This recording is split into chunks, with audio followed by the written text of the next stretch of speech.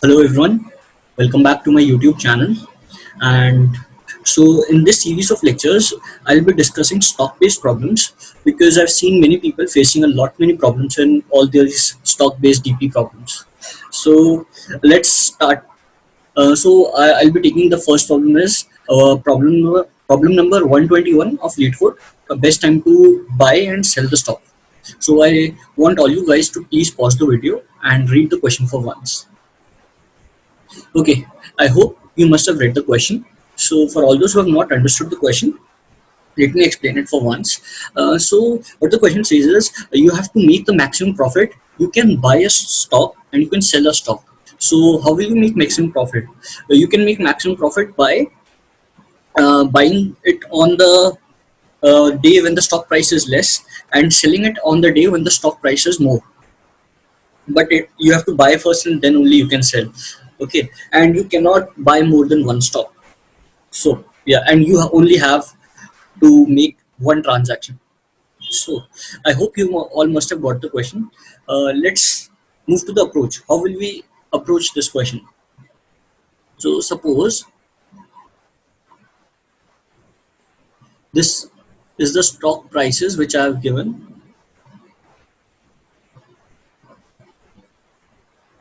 So suppose you buy the stock on this day. So you'll have to find what is the maximum price among these days, because only then you can make the maximum profit, right? So you'll find the maximum, you'll find the day when the stock price is maximum. Similarly, you'll try buying it on this day, and then you'll try finding which is the day when the stock price is maximum. So then only you can make maximum profit. So this way, you'll calculate for each and every element. So the worst case time complexity of this approach would be O of n square. Instead, what we can do is, see, what we can do is we can actually save the results. How? Suppose I decide to sell my stock on this day. So I have to buy the stock when the stock price is minimum, right? So I have to find the minimum among these 3 days. Similarly, I try and I decide that I will sell the stock on this day. So my job is to buy a stock. Um, Now I need to buy the stock when the stock price is least among these 4 days, which means I again need to find minimum. So we can do is we can store the minimum. So suppose let's take the example here only 715,364.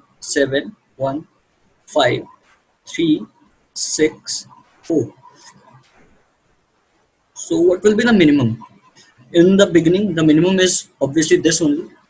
Now at my second place, the minimum is minimum of the previous remaining array, and I mean minimum is the minimum of the previous array including this. So minimum among 7 and 1 is 1.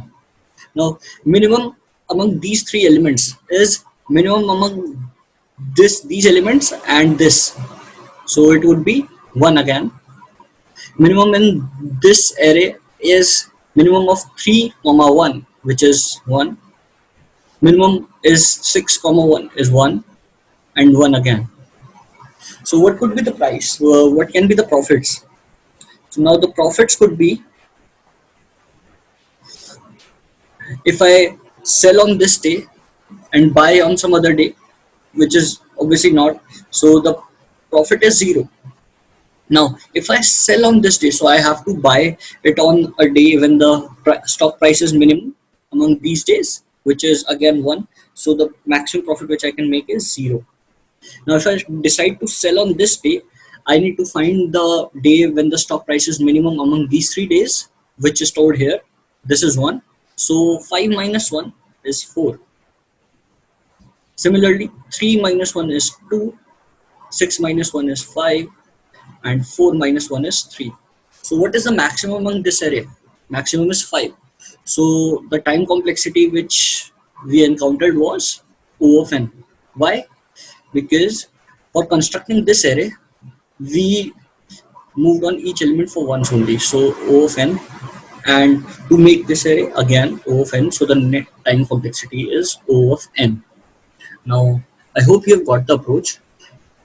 Let's move to the code. Let's move to the code. So if the number of days are 0, then obviously we have to return 0.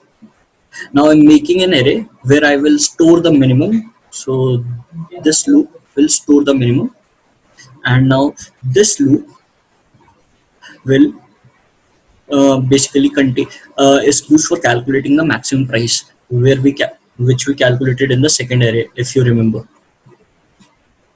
right? Like we were doing the minimum minus the stock price on that day. Sorry, the stock price of selling minus the minimum which we have encountered. So this is doing this, and then we finally return the answer.